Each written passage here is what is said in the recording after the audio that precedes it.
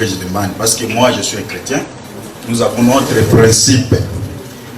Les principes d'un chrétien, nous croyons à la Bible. De Genèse à Apocalypse. Et ma question est celle-ci. Est-ce que vous les musulmans, vous croyez aussi à la Bible comme nous, de commencer à Genèse, à l'Apocalypse, ou bien vous croyez à moitié, avant de poser d'autres questions? Oui. Ça c'est la première. Merci.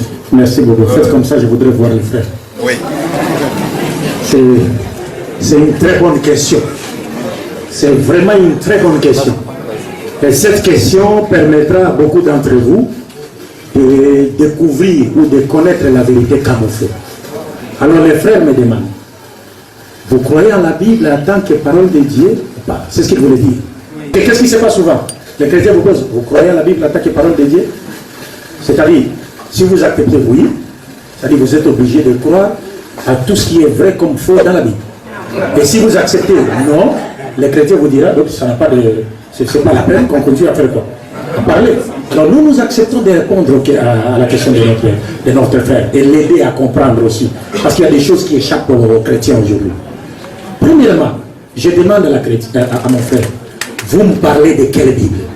Parce que j'ai ça, c'est 73 livres.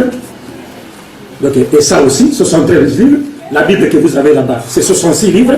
Celle-ci, c'est 24 livres. Vous voulez parler de quelle Bible? La parole de Dieu. Moi, je ne refuse pas. La Bible est la parole de Dieu. Moi, je veux simplement vous aider, mon frère. Moi, je ne refuse pas. Parce que vous, en tant que chrétien, vous croyez qu'il n'y a qu'une seule sorte de Bible. Mais il y a 3 ou 4 versions de la Bible.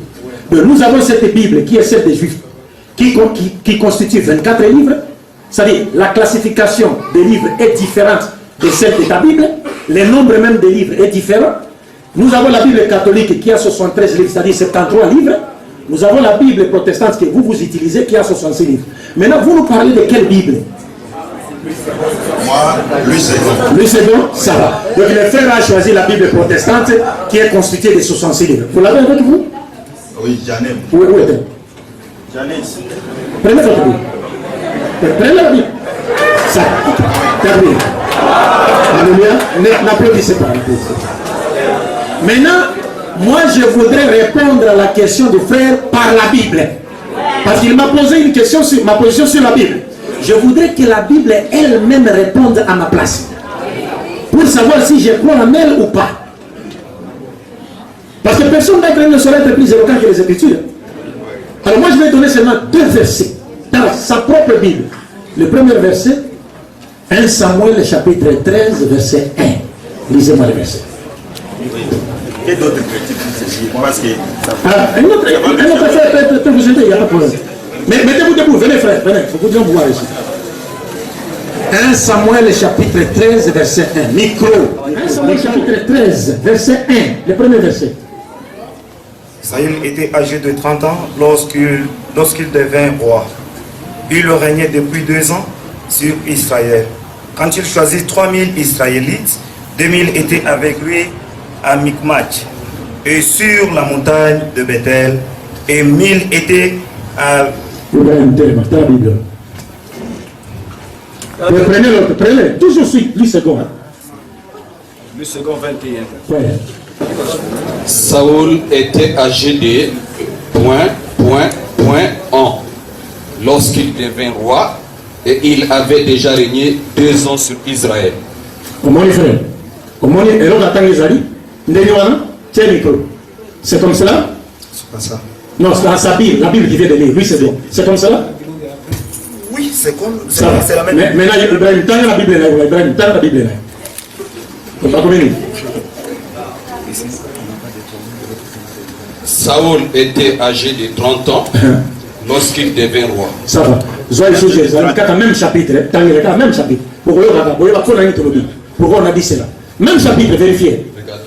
Saoul était âgé de ans lorsqu'il devint roi. Et il régna ans sur Israël. Vous comprenez, non? C'est-à-dire, qu'est-ce qui se passe? C'est-à-dire, dans sa dernière version,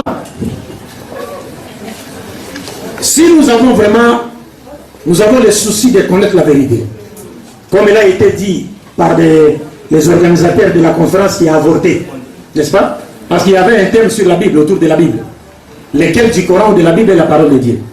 C'est difficile de chercher à rivaliser la Bible avec le Coran. C'est difficile. Parce que d'abord, aucun texte original de la Bible n'existe. Les textes, on peut les lire ici, c'est les documents chrétiens eux-mêmes. Lisez seulement l'introduction de la Bible de Jérusalem, l'introduction de la Bible Tob, l'introduction de la Bible en français, Coran. Vous verrez, aucun texte original de la Bible n'existe. Il n'existe que des copies de copies. Vous savez, c'est un cadeau. Je vous donne un cadeau. Ça va. Je vous donne un cadeau. Vous allez donner aux deux frères et aux autres invités. Ça, c'est un CD. C'est un professeur américain, docteur en Bible, études bibliques. C'est professeur à l'université Caroline du Nord, spécialiste du Nouveau Testament, qui a fait une conférence aux États-Unis d'Amérique. La conférence se trouve sur le net gratuit. Il donne le titre « La Bible n'est pas la parole de Dieu ». Il te montre les contradictions et montre qu'il n'y a pas de textes originaux dans la Bible. Et il vous montre, frère, ça c'est un chrétien, c'est pas un musulman, un blanc américain. Ça se trouve sur le net. C'est le docteur Bart Ehrman. Le titre c'est La Bible falsifiée. Et il vous parle comment est-ce qu'on a perdu les originaux de la Bible.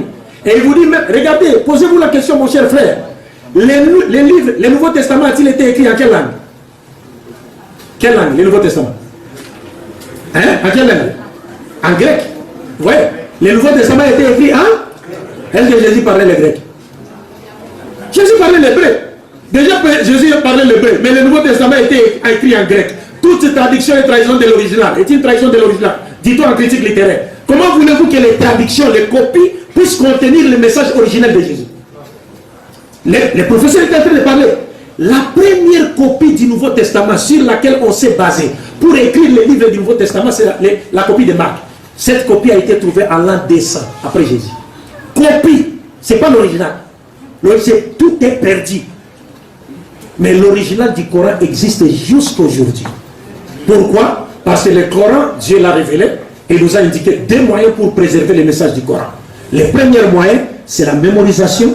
Le second moyen, c'est l'écriture. Donc, quand vous voyez l'arabe, montrez-lui le Coran est là, vous voyez, la traduction est là, l'original est à côté. Donc les musulmans aujourd'hui ont le Coran dans leur tête. Vous pouvez brûler tout le Coran. Donc on peut aujourd'hui nous enfermer dans une maison avec 1000 pasteurs assistés par le Saint-Esprit. Nous n'aurons que 2 musulmans. En 3 jours, nous allons reproduire le Coran. Les 1000 pasteurs ne reproduiront jamais la Bible jusqu'à la fin du monde. C'est une évidence. Ça c'est une évidence. C'est une évidence. Pourquoi? Parce que les originaux du Coran existent. Mais les originaux de la Bible n'existent pas. Cela ne voudrait pas dire que Jésus est faux, mon frère. Jésus reste les mêmes hier, aujourd'hui, éternellement. Mais il y a des gens qui ont fait des histoires après Jésus. Est-ce que vous comprenez? Ça n'a rien à voir avec Jésus. Alors bref, j'étais en train de dire, par rapport au dernier verset, j'ai dit, Paul dit, ouais, ce sont les lettres de Paul que Paul a écrites, adressées à ses amis. Mais ces lettres ont été collectionnées, rassemblées dans la Bible, on en a fait la parole de Dieu. Alors Paul dit à son ami, quand il viendra, passe Troas chez Carpus, apporte-moi mon manteau et mes parchemins que j'ai laissés là-bas, surtout mes livres. Il a froid, il veut avoir son manteau pour se protéger contre le froid. Qu'est-ce que le manteau de Paul vient faire dans la parole de Dieu? Son besoin d'avoir son manteau est devenu la parole de Dieu? Non! Ce sont des lettres que les individus s'écrivaient, s'échangeaient mutuellement, et puis on a récolté, on a rassemblé ça dans les livres qu'on a appelés la Bible. C'est pourquoi c'est difficile. Parce que le nom même Bible n'a pas été donné par Dieu. Le nom Coran a été donné par Dieu. Le nom Islam a été donné par Dieu. Le nom musulman a été donné par Dieu. Mais le nom Bible, chrétien, christianisme n'ont pas été donnés par Dieu. Ça n'existe pas.